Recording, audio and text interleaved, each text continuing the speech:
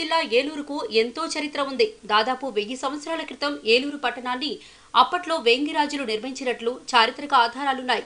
అప్పట్లో హేలాపురిగా ఏలూరును పిలిచేవారు. కాగా శాతవాహనుల కాలంలో ఎన్నో దేవాలయాలను, మంటపాలను ఏలూరులో నిర్మించారు. ఈ విధంగా పడమర వీధిలో 1104వ సంవత్సరంలో వెంకటేశ్వర స్వామి వారి ఆలయాన్ని నిర్మించారు. ఈ ఆలయానికి వచ్చే భక్తులు సేద తీరడానికి సమీపంలోనే ఒక మంటపాన్ని కూడా నిర్మించారు. ఆలయం, మండపాలు ఇప్పటికీ చెక్కు చెదరలేదు. కాగా ఆ మండపానికి కాలక్రమేణా దొంగల మంటపం అనే పేరొచ్చింది.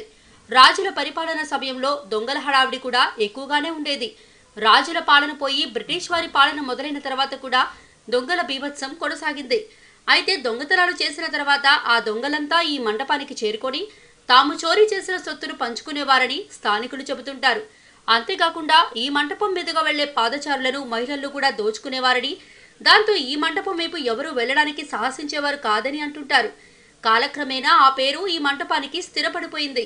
ఇప్పటికీ ఏలూరు నగరంలోని పడమర వీధిలో ఈ మంటపం చెక్కు చెదరకుండా ఉంది. కాగా దాదాపు 900 సంవత్సరాల క్రితం నిర్మించిన ఈ మంటప ప్రాభవాన్ని కాపాడటానికి ఆర్కియాలజీ అధికారులు చర్యలు తీసుకోవాలని స్థానికులు కోరుతున్నారు.